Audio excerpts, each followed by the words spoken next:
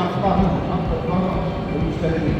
تمام. طبعا هو مع احترامي كله كويس، بس هي كل حد عن عرف اللي معانا يكون يعرف يتعامل مع الطالب. ممنوع تلمس اي طالب ولا تكسره، ممنوع عنك اي طالب او تضرب او تتنمر على اي طالب، لانك انت بتمثل القدوه وبتمثل النظام. ممنوع تعمل اي شيء من هذا القبيل. وهذا الكلام تطلع فوق انت جاي هنا مش عارف ايه شيل فيه، لا تثبت الامر. لا احنا جايين الطلبه جميع الطلبه عشان يتقبلوا منك احسن من يتقبلوا المعلم. هو ممكن يتقبل المعلم عادي بس تمام.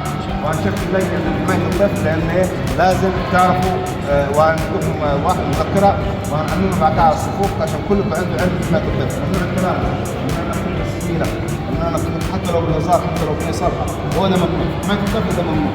ممنوع تعدل، ممنوع والطفل لحد يصلح من 18 عام لحد الادنى. تمام. يعني مش واحد يقول لك من 17 فبراير، لا يتعامل مع الطفل بالقانون. فممنوع التلامس، ممنوع انك تعمل زميلك، وتحافظ على النظام. والله انشطه عاوزين تشرفونا وتسرفونا.